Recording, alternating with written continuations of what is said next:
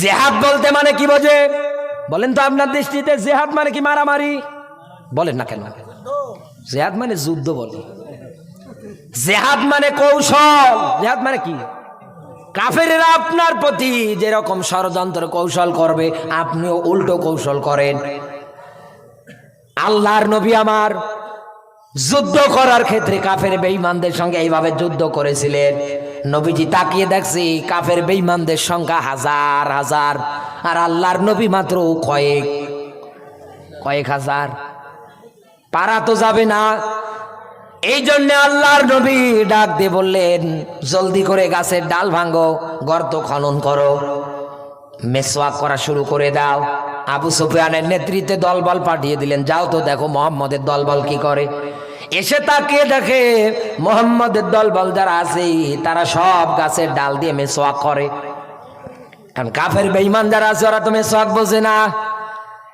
এক দৌড়ে লিডারের কাছে গিয়ে ডাক দিয়ে বলে, লিডার যা জিনিস দেখলাম এ জায়গায় আর থাকা যাবে না, বাঁচতে চাইলে পলায়ন করো। বলে কেন? বলে বাঁচতে যদি যাও পলাও। আমি তাকে দেখলাম যত মুসলমানের ওই জায়গার মধ্যে আছে গর্ত খনন করেছে, এরপর পরে গাছের ডাল নিয়েছে, সবাই একবারে এভাবে নিয়ে দাঁত দিয়ে চাবাচ্ছে, চিবিয়ে চিবিয়ে, মনে হয় গাছের ডালগুলো তারা খেয়ে খেয়ে ফেলতেছে। এদের দাঁতে যদি এত ধার থাকে, আমাদের যদি একবার সামনে পায় এক কামড়ে ছেড়ে দুই ভাগ করে ফেলবে।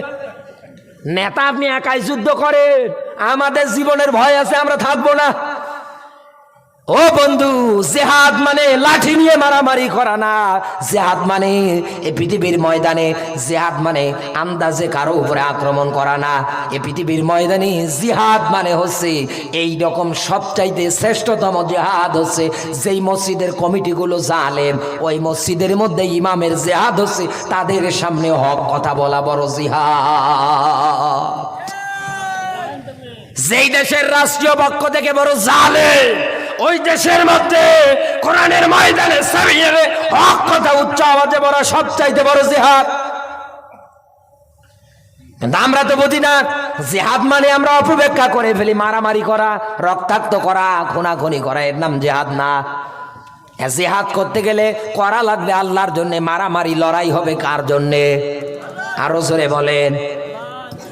এখন বলতে পারেন যে অনেক সাহাবীরা তো দুনিয়ার থেকে কাফের বেঈমানদেরকে কতল করেছে, হত্যা করেছে, তারা কি জিহাদ করেনি? হ্যাঁ, জিহাদ করেছে, তারা আল্লাহর হুকুমে জিহাদ করেছে।